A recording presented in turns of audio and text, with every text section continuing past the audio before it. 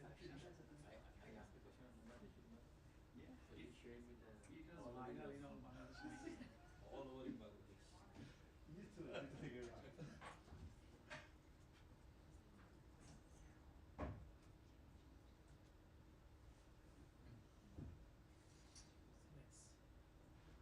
90 days, how should I do the voting in that?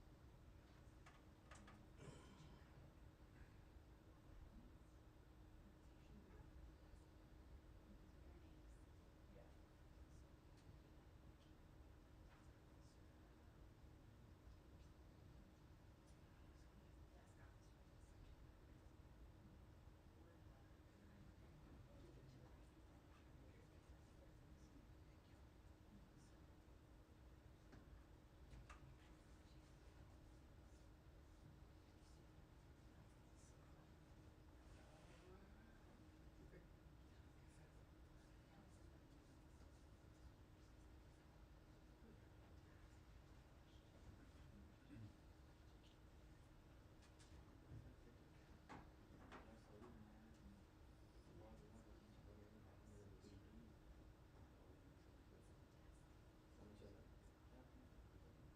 I have to check in today, so I can go to the actually,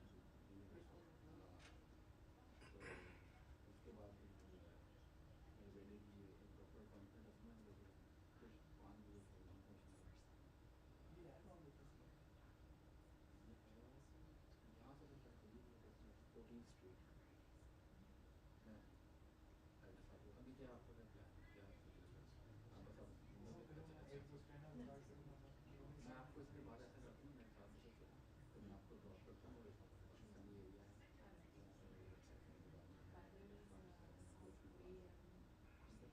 और उसके बाद मसला ये ना कि ठंडा रहता है वहाँ से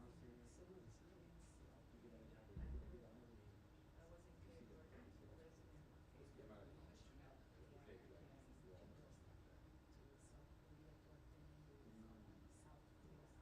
या प्रेस पर चले जाएँ इसके बाद जो आप प्रेस पर चले जाएँ वहाँ मैं जो मैं वापस मैं स्कूल को कॉल करता हूँ तो वो उसमें बात क्या है तो वहाँ टाइम स्पेंड करें शाम को ठीक है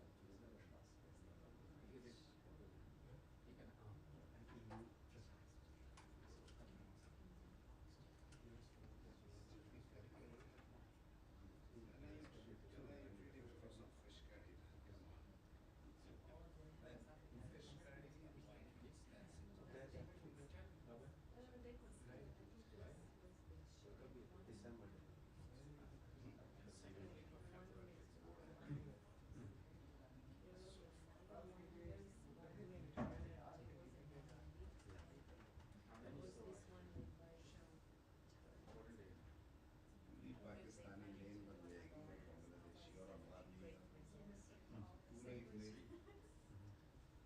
much for Matt to handle.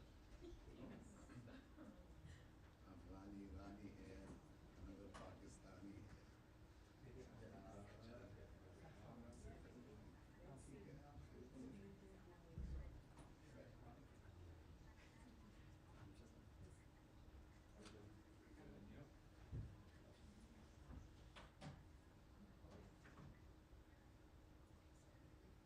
The children, the school government is like one that we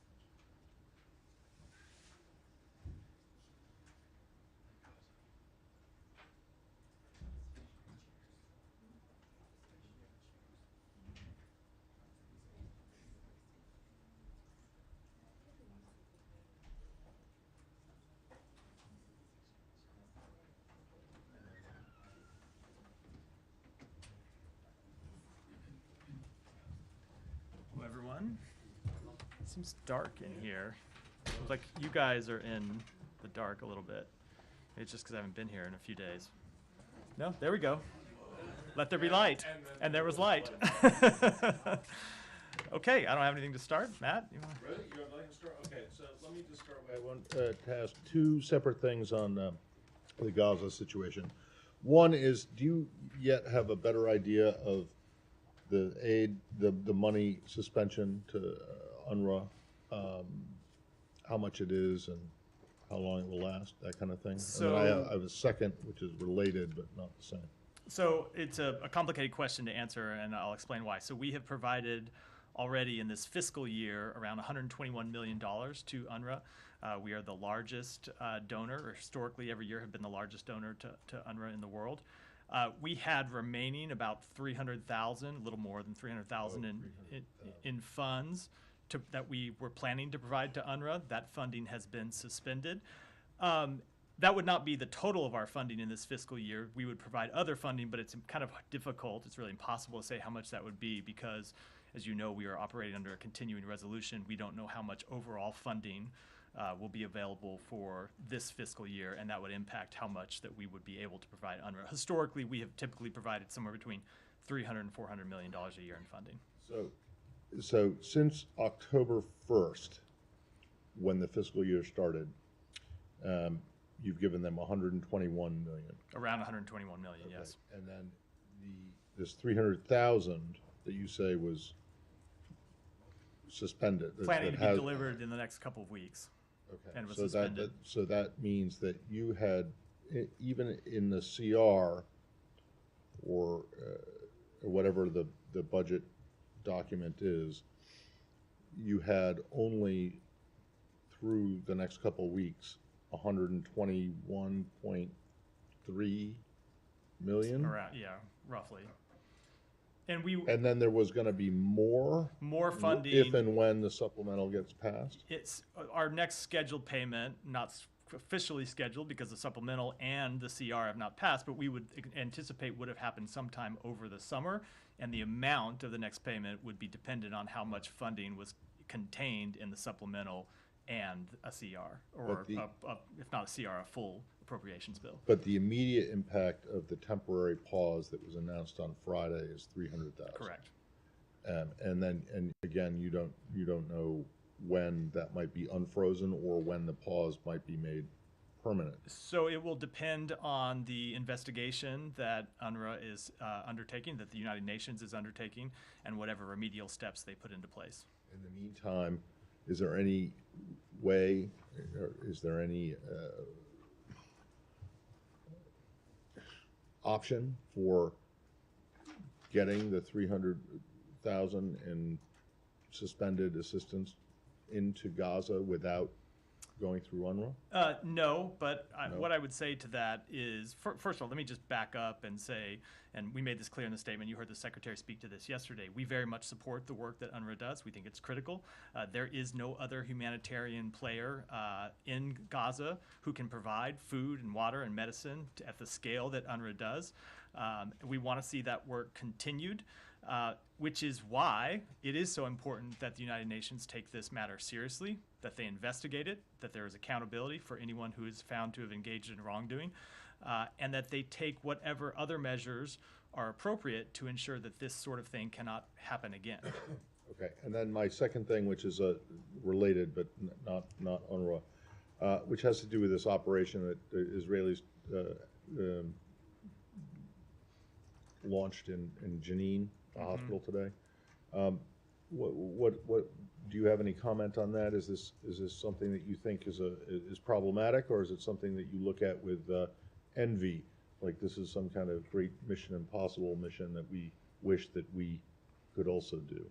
So I'd say that we strongly urge caution whenever operations have the potential to impact civilians and civilian installations. That, of course, includes hospitals. We do recognize the very real security challenges Israel faces, and its legitimate right to defend its people and its territory from terrorism. Israel, of course, has the right to carry out operations to bring terrorists to justice, but those operations need to be conducted in full compliance with international humanitarian law. Well, those operations include going into hospitals and murdering people in their beds, regardless of whether they're, So, that they are suspected or so even known terrorists. So- Is that okay with you guys? So there was a lot in the premise of that question. Obviously, we did know that they went into. Well, we, you don't think well, hold on. they We, went in and we, killed people who were completely innocent? so let me say Because that if you this, did think that, then you would be condemning it, right? we certainly would, but I would say that Israel has said that these were Hamas operatives. They have said that one of them was carrying a gun at the time of the operation. So I'm not able to speak to the facts of the operation. You'd have to pass some kind of legal judgment, know all of the facts of the operation. But as a general matter, they do have the right to carry out operations to bring terrorists to justice, but they need to be conducted in full. Including in the hospitals. So we want them to conduct their operations in compliance with international humanitarian law.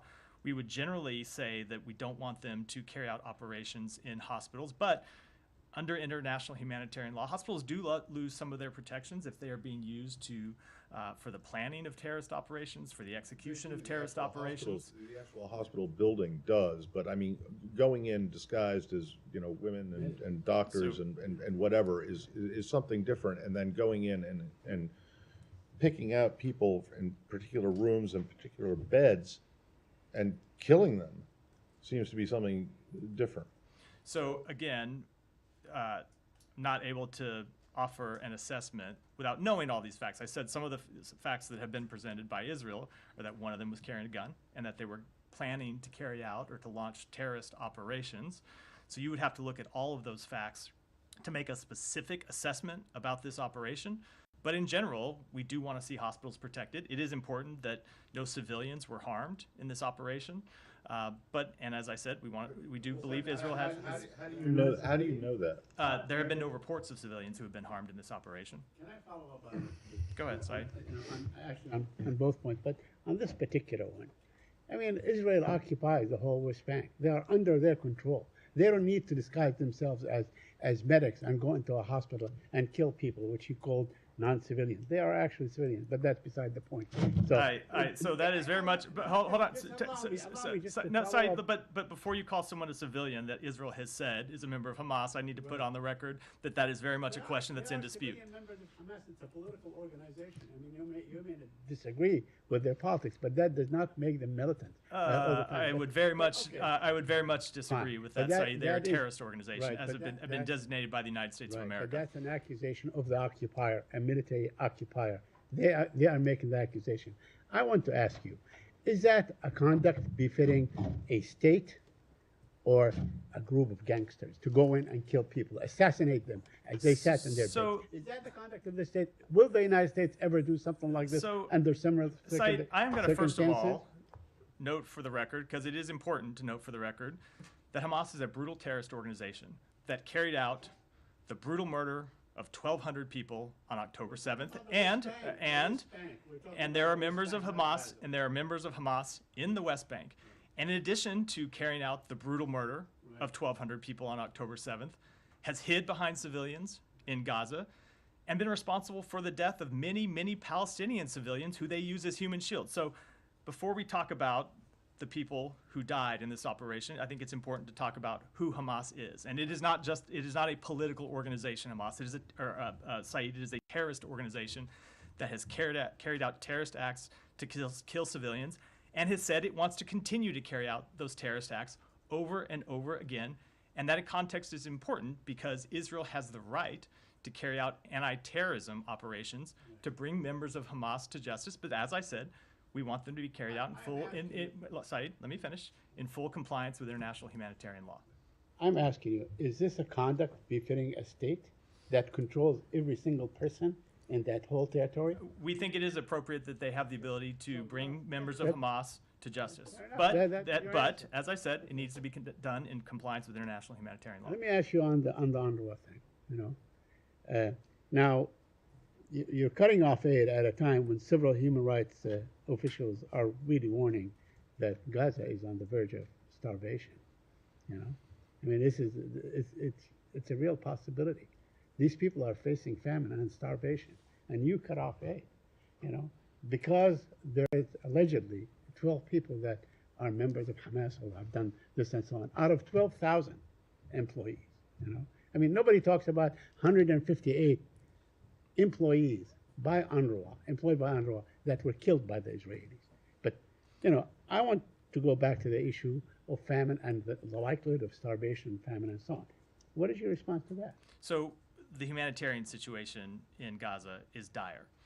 You have seen us focus from the beginning of this conflict on trying to improve the humanitarian situation. You've seen the Secretary travel to Israel to press Israeli officials to allow more humanitarian assistance to flow into Gaza. We have a special envoy we appointed who is in the region working every day on increasing the amount of food and water and medicine that goes into Gaza. And you have heard us say, and the Secretary traveled and met with members of UNRWA in the region, how important the work that UNRWA that UNRWA does is to Gaza and to civilians in Gaza, and it's important that work be continued. And I would say it is because that work is so important that it is also important that UNRWA and the United Nations take this investigation seriously. I note you said allegedly, and that is very much true, but UNRWA found that the evidence that was presented to them was credible enough that they fired 8 of these employees and have suspended 2 others. And so we think the work's important, but this is an investigation that needs to be conducted thoroughly. There needs to be accountability. If appropriate, there need to be remedial measures to ensure that this can't happen again.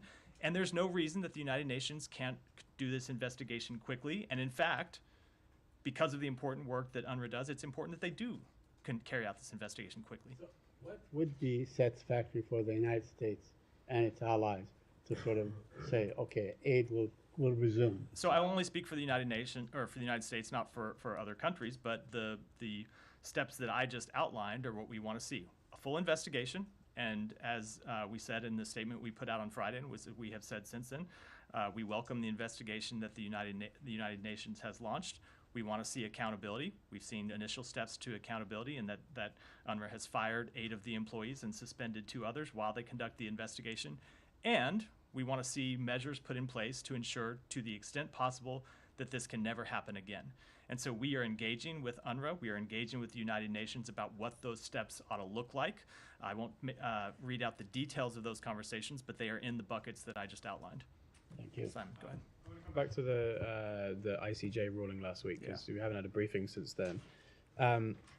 Before the ruling, your colleague, we were asking what the US view would be on whether Israel is compelled to follow what the court was asking it to do. I wondered, you have responded to the State Department has responded to the ruling, but on the specific, I guess one specific thing that the ruling requested of Israel is to report within a month on what it's doing to ensure that genocide isn't taking place. Is that something that the U.S. is calling on Israel to comply with? So I will say that a number of the things the court called on for Israel to do are things that we have said in our public statements, and in fact in our private meetings with Israel. We've wanted to see them do more to allow humanitarian assistance to go into Gaza. We've wanted to see them do more to ensure that civilians are protected. And I will say we respect the court's decision. We respect their ruling, as we said last week, and we expect Israel to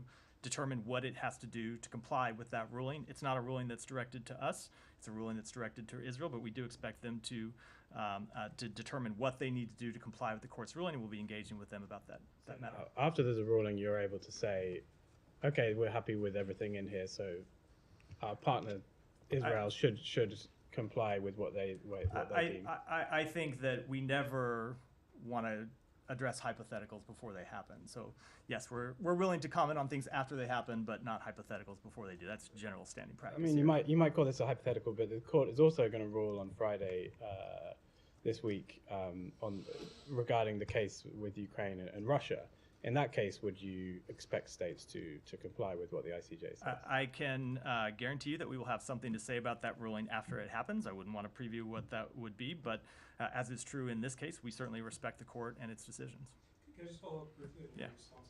When you said that you expect Israel, we expect them to determine what they need to do to comply. Is that different from comply? I don't want, only because the court had a number of things that it prescribed, and I don't want to tick through those one by one because they are not orders that were directed to us. We do expect Israel to comply with the ruling, but in terms of what the specific steps are, I would expect them to determine that, not the United States. Yeah, go ahead. Back to the UN, Wall Street Journal is reporting that they've reviewed intelligence that shows 1,200 UNRWA staffers have ties to Islamic Jihad. Does the state have any concerns that the ties to terrorists among the staff goes at all beyond those 12, 13?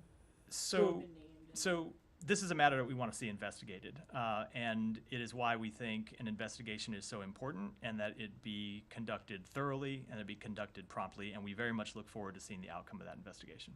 Are you concerned that that investigation is being, I mean, the UN has said a couple of times in public statements that it's an independent investigation, but it's very much not. It's being conducted by a UN internal office. Do you have full trust that the U.S. is going to investigate itself and these allegations fairly? We do have confidence in the UN's ability to conduct this investigation. We have been engaging with them about what that investigation might look like. I will keep those conversations private, but we do broadly have faith in their ability to investigate this. We've welcomed the initial steps that they have taken, but the proof will be in the pudding. I don't want to judge anything in advance. We want to see a full, transparent, complete, prompt investigation, and any remedial steps that it recommends, as appropriate, we want to see implemented.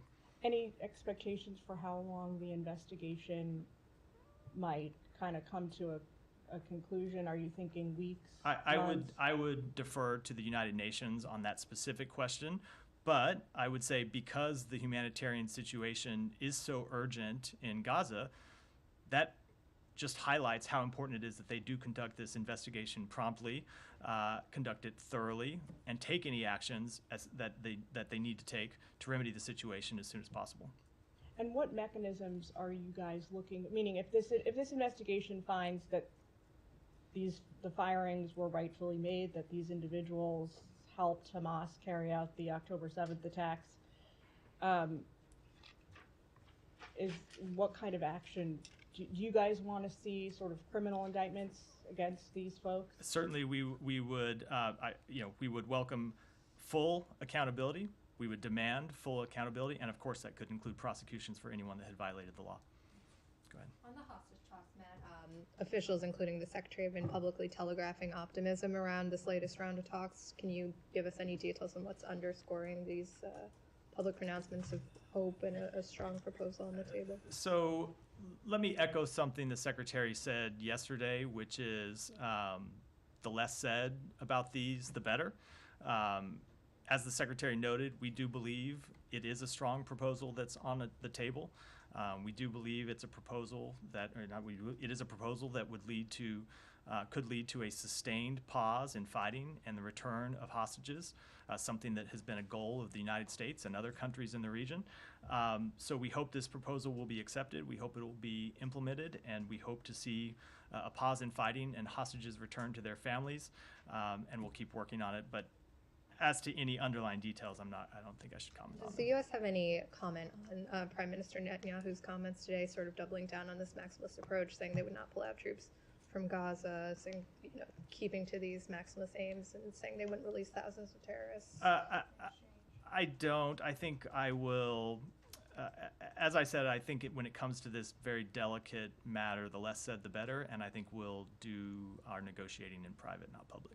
And then on the UN assessment mission that the Secretary announced on his last trip to Israel, do you have any updates on when that might happen, the scope, anything? Yeah, so I don't know if we've said this from here, but the assessment mission was delayed because of a renewed outbreak in fighting in the north. We saw Hamas fighters pop up and start launching rocket attacks into Israel, start shooting at Israeli forces. That made the conditions on the ground not tenable for conducting this humanitarian mission, not safe to conduct an assessment mission.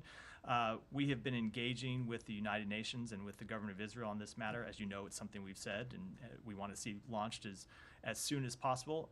We do expect some initial movements north to take place in the next few days to pave the groundwork for that assessment mission to move forward. And our hope would be, as I said, after that initial step it takes place, that the assessment mission itself could move forward really just as soon as possible. What sort of paving has to be done for this to take place? They have to assess conditions on the ground. You actually have to assess, before you can send the assessment mission in, you have to assess security conditions, the conditions of the road, how you would move and where, and some kind of factual and logistics things like that to make sure that the assessment mission itself can be conducted as safely as possible. That's what we anticipate happening over the next few days to pave the way for the assessment mission to go forward. And then last question, a group of Democratic lawmakers wrote to the Secretary asking for answers about his use of an emergency declaration to send arms to Israel last month twice. Does the US or the building intend to respond to their questions by February 9th? Any comment on that letter? So we always welcome engagement with Congress, and we will engage with them on this question as we always do. I would say that the process that the Secretary followed and the process that we followed here at the State Department is the process that the law actually prescribes. There are two procedures for providing arms sales to foreign countries. Well, more than that, but two in this specific section of the law. One of them allows for us to go to Congress and provide Congress with notice, and there's a review period. And the other specifically prescribes a situation in which there is an emergency need for transfer of arms, that we can provide that arms, that we can provide those arms through a different process. And that is the process that we carried out. So I see this described all the time as bypassing Congress. In fact, what we're doing is following the statute that Congress passed. And I will add that in each of these two situations when we did it in consultation with leading members of Congress, and we'll of course continue to do that with respect to all of our arms transfers. Can I go to another region? Yeah, Do we of have course. more on the Middle East? Venezuela, Yeah. the statement that you issued this morning, it gives a date of April, I believe it is, for these sanctions to go into effect. Is there some hope that this could actually change, that the Maduro could actually, the Venezuela could allow opposition candidates in by then? So we very much hope that they will abide by the agreement that Maduro's representatives reached in Barbados. We very much hope that they will uphold the electoral roadmap agreement. That would mean announcing an electoral calendar that is agreed upon with Democratic opposition. It would mean that an audit and update of the electoral registry, the release of additional political prisoners, and most importantly, it would mean that all Democratic opposition political candidates could freely participate in the 2024 presidential election, and that is, of course, not what we have seen. So we very much hope that the government will reverse the steps it's taken, but we are ready to snap back our sanctions if they don't. As you saw, what we announced today, there is one general license with respect to gold trading that we have already revoked. There's another one that is set to expire in April that pertains to the oil industry, and absent a change in course from the government, we will allow that general license to expire, and our sanctions will snap back into place. So we went into this process with good faith. We wanted to accomplish several things. One, we wanted to secure the release of the 10 Americans who were being held by Venezuela, 6 wrongfully detained and 4 others. We wanted to secure the release of a fugitive from justice. We were able to accomplish both of those things. We wanted to see Venezuela get back on the path to democracy, and we all made clear that if they didn't, we had the ability to snap back our sanctions, and we remain willing and committed to doing so if they did not change course. And where does that leave U.S. policy if it's been a failure, not necessarily because of the U.S., but if it's been a failure to restore democracy? Does that mean that Maduro will go back to the pariah status, to the idea that it would be considered illegitimate, that perhaps the U.S. would recognize somebody else? So I would say, first of all, with respect to the premise of the question, I know you did limit it to free elections, to the democratic process, but I don't want to lose sight of the fact that we were able to secure the release of 10 Americans, which was a very important goal of this policy and this agreement in the first place. And we're glad to see those 10 Americans home with their families. With respect to democracy, look, I'm not ready to write the end of the story yet. We've seen them take very concerning steps, and you see the response from the United States today. There is still time for the Maduro regime to change course. There is still time for them to allow a free and fair election. We are hopeful that's what they'll do. But if they don't, we're prepared to implement our sanctions. Sure. Let me just ask something completely different. Do you have any reaction on ECOWAS going to Africa? Niger, Mali, and Burkina Faso have formally said that they're leaving ECOWAS, saying that's quote unquote under control of foreign powers. It presumably means the U.S. or maybe the French. Do you have any reaction to that and where that leaves U.S. diplomacy? So we are closely monitoring those developments. We are in close communication with ECOWAS itself and with member states. It's a matter, not this withdrawal, but of course the general matters, a topic the Secretary discussed in his meetings in Africa last week when we traveled to 4 countries on the continent. We continue to support the efforts of ECOWAS and member states to bring peace, security, and prosperity to the region. We also continue to promote African-led solutions. I will go back to what we said before, which is that we believe that the collaborative efforts that regional organizations like ECOWAS play are crucial in fostering peace, security, and economic development, and we will continue to engage with them and continue to encourage all parties in the region to engage in constructive dialogue to find common ground. But just to put a point on it, I mean, are you calling for them to reverse this, to stay in ECOWAS, work with ECOWAS? Look, we would certainly welcome them to continue to work with ECOWAS. There are a number of steps that these particular 3 countries we would call on them to do. We would call all of them to return on the path to democracy, in addition to continuing to engage with ECOWAS. And what we will do is consult with the members of ECOWAS and our other partner countries in the region on the best way to try to encourage these states to return to democracy, or at least return on to a path towards democracy. Sure. I won't take up too much more time, but just one completely separate issue as well. Pakistan. I love the tour of the. You got me hopping all over the world. I was trying to get to each continent. Australia, probably not today. If you can get an Antarctica question, that will be a first. I'd have to take it back, I'm sure. And then New Caledonia. Please don't. Sure.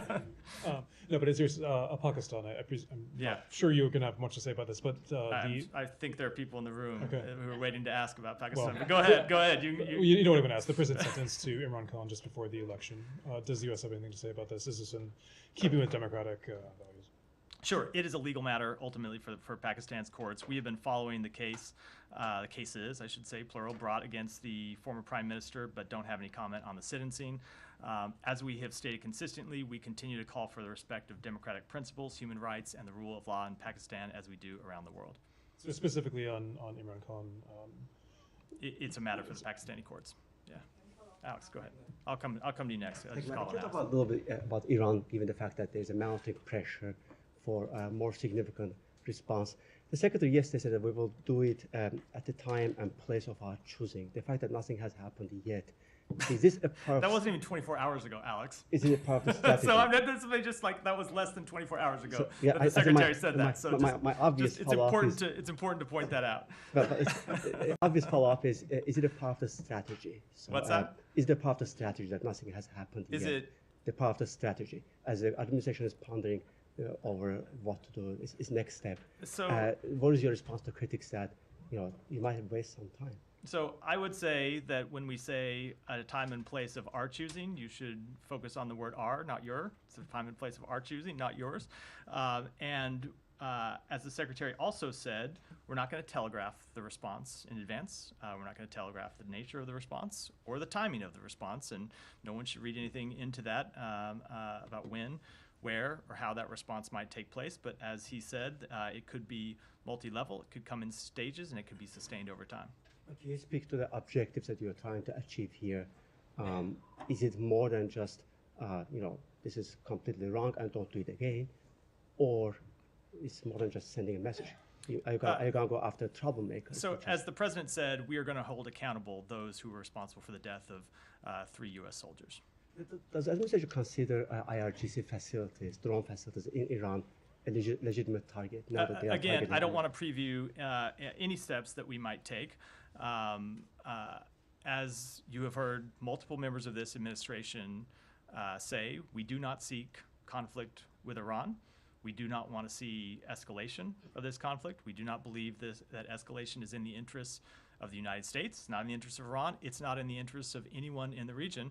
But at the same time, we will take the appropriate steps to defend U.S. personnel, defend U.S. interests, and to hold accountable those who go after and injure and harm and kill U.S. personnel. I appreciate that, but the question is, do you consider IRGC facilities as a legitimate target? You might not choose it as an option, but is it a legitimate target? Again, I don't have any further comment than what I just. Let's come back more I on promised South I'd go here next. Secretary's visit to Africa. Yeah. Can you share a little bit the Secretary's impression of Angola while he was visiting Angola? And also, was the Secretary able to accomplish the objectives that took there to Angola? Yeah. So I can speak to his impressions of Angola, but I would also encourage you to look at the comments that the Secretary himself made at a press conference in Luanda with the Foreign Minister of Angola, where he talked about his visit to the country and the investments that we have made in Angola and the economic partnership we have with Angola. And I know the Secretary welcomed the chance to visit the continent, to visit Angola specifically. As you may know, we discussed investments in the Libido Corridor and the railroad that's being built, 800-kilometer railroad that's being built across the African continent, which we believe will significantly improve economic development in Angola and neighboring countries, and will improve the economic partnership between Angola and the United States. The Secretary also was able to engage with the President of Angola about regional security issues, Secretary welcomed the opportunity to visit the continent, enjoyed it a great deal, and thought he was, one of the things you might have heard him say while he was there, thought it was important to be there not just to talk, but to listen. Mm-hmm. So, and beside the Libido Corridor, is there any other area that U.S. will be focused on Angola? I heard something about food. Sure, there were a number of things we discussed. I would refer you to the comments that we made, but he also did talk about our VAX program while we were in Angola, in which we focus on improving seeds and soil to combat climate change. I can refer you to all of the comments he made while he was there for further. So what about the other countries that the Secretary also visited? How do you summarize the visit to Africa? It was an extremely productive trip, and it was, I will say from our perspective, an extremely productive trip because the Secretary was able to engage in bilateral communications with each of the 4 countries that he visited, but also because he was able to engage with the people of Africa. Didn't just attend, was fortunate enough that we didn't just attend government meetings, but also engaged in a number of meetings with civil society and others. And he came away heartened with the cooperation that the U.S. can do with partners on the African continent. And one last question. Is this some kind of preparation for President Biden to visit Africa soon? No, the president very much has made clear that Africa is a priority, and he remains intent on traveling to Africa, but this trip was separate from any presidential travel. Nike, go ahead. Thank you, Matt. On the Taliban, Chinese President Xi Jinping has accepted credentials from dozens of ambassadors in Beijing today, including an ambassador from Afghanistan, from the Taliban government. So practical-wise, as an international practice, does the United States consider such act as an official recognition of the Taliban government? So I've seen those reports, and I think I would let the Chinese government speak to what this means in terms of their relationship and whether they have formally recognized the Taliban or not. I've seen some comments from them to the contrary. As we have said, on behalf of the United States to the Taliban in public and in private, their relationship with the international community depends entirely on their actions, and we will be looking to see them take a different course of action than they have to date. Would the United States urge China to use its influence over the Taliban to improve the rights of the women and girls? So we very much want to see the rights of women and girls in Afghanistan improved, and we would urge any country that engages with the Taliban to urge improvement on that front. Go ahead. Yeah. Thank you so much. I have 2 questions. First of all, almost 47 journalists got notices from the Pakistan Federal Investigation Agency, FIA, under the charges of like disseminating, and this is something like international journalistic bodies have concerns like this is another threat for free speech. So how US will see this development? How do you respond? Basically, already the free speech is under threat as general elections are ahead. And secondly, Iranian foreign minister during talks with Pakistani foreign minister in Islamabad said there is a third country that is involved in Iran and Pakistan to attack each other or something like creating confusion. So how do you respond this? There is a third country. Yes, a third country is involved both in Iran and Pakistan doing terrorism for the both countries. So I don't have any comment on that. And with respect to the first question, I'm not familiar with the reports. Let me take it back and get you an answer. Go ahead. Yeah, thank you, Matt. Yesterday, the Pentagon said that Kataib Hezbollah in Iraq has some footprint of that attack that happened in Jordan. But today, the Kataib Hezbollah, Abu Hussein Hamdawi, the Secretary General of Kataib Hezbollah in Iraq, they pushed a statement and they said that we announced the suspension of all our attacks on the U.S. troops in order to prevent embarrassment to the Iraqi government. But if the United States will respond and attacking us, then we will resume our attacks. So how do you see this statement from the Kataib Hezbollah? And then do you hold the Iraqi government in any way responsible for not preventing these militia groups attacking your forces in Iraq, in Syria, and in Jordan? So I typically make it a practice not to respond to statements from terrorist organizations from the podium here. I will say, as we have said before, that we will hold accountable any organization that we find to be responsible for attacks on U.S. personnel in the region. As it pertains to the government of Iraq, of course, we have said that we want to see the government of Iraq do more to hold accountable, to investigate, to arrest, to prosecute those who are responsible for attacks on U.S. forces. But we will also take steps to defend those forces ourselves, and that's what you can expect us to do. Yeah, yesterday you announced some sanctions on the Al-Huda Bank and the owner of that bank, Hamid al-Musawi. Hamid al-Musawi is a member of the Parliament of Iraq, and he is a part of the coalition framework which forming the current Iraqi government. So do you still believe that there are some companies and banks in Iraq that are funding these groups, and these groups are get funding from these people, from the parliament and from the Iraqi government, and they are using these funds to attacking you? So how do you deal with that situation in Iraq that the Iraqi government knows these people very clearly?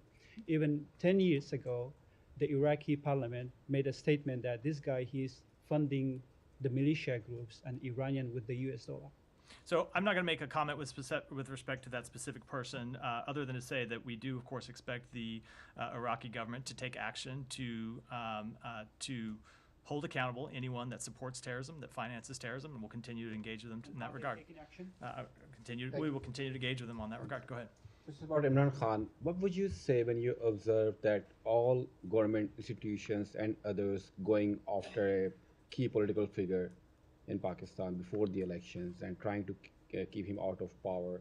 Don't you think that such tactics creating fractures in the structure of democracy in Pakistan? So the prosecution of the former prime minister is a legal matter, and we would defer to the Pakistani courts with respect to a legal matter. But of course, we want to see the democratic process unfold in a way that allows broad participation for all parties and respects democratic principles. We don't take a position, as you've heard us say before, about internal Pakistani matters, and we don't take a position with respect to candidates for office in Pakistan. We want to see a free, fair, and open democratic process. And when it comes to legal matters, those are matters for the Pakistani courts to decide. General elections are in next 8 or 9 days in Pakistan. Do you believe that it will be like free and fair when you sentencing a former prime minister? We certainly want to see a free and fair election, and we will be monitoring how that proceeds over the next week to 10 days. Go ahead. Thank you. Yeah, I'll come to you in a minute. Thank you, Matt. The Yeah. Wall Street Journal reports India's inclusion in a Canadian inquiry on Bangladesh on election interference, aligning with China and Russia. India's involvement has also surfaced in Bangladesh election interference to keep Sheikh Hasina in power. The Bangladesh ruling foreign minister last week publicly asserts India's support for their victory, similar to the 2014 and 2018 one-sided elections. Critics claim the US is pushing back on democracy promotion in Bangladesh due to Indian influence. How do you respond? So I don't have a response with respect to the Canadian inquiry that you referenced. That's a matter for Canada to speak to. I will say with respect to Bangladesh, democracy, as we've said any number of times as it pertains to Bangladesh and others, advances peace, prosperity, and security. It is at the center of the United States foreign policy, and we continue to engage with the Bangladeshi government to advance democratic principles, which are key to ensuring peace and prosperity for all Bangladeshis. The Human Rights Commission, one more, Matt, please. The Sure. Human Rights Commission calls for the immediate release of detained political activists in Bangladesh. The regime arrested 25,000 opposition members, including top opposition leaders, BNP leaders, to manipulate the January 7th sham election. What steps is the US taking against the authoritarian regime for undermining democracy, given the pre-elections visa restriction policy? So you have heard me speak about our concerns about the parliamentary elections in Bangladesh before. We did not find them to be free and fair.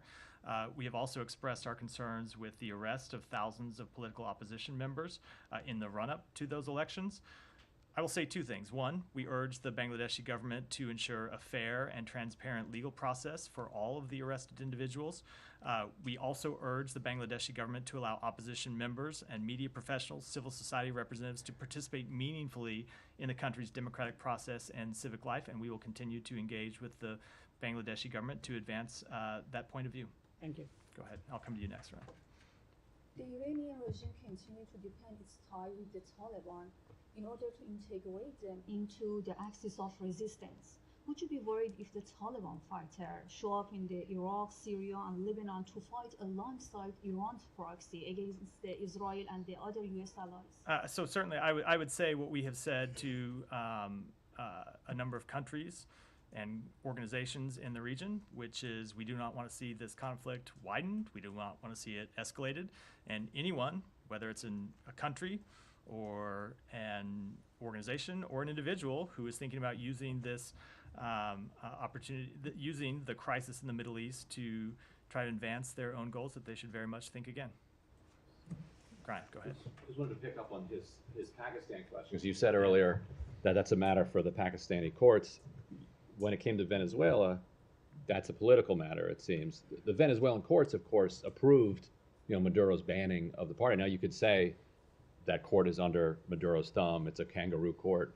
But in Pakistan, the prosecution was held in secret. Just recently, his attorney, Imran Khan's attorneys, were kept out of the courtroom, and they took attorneys from the prosecution team and put them on the defense team.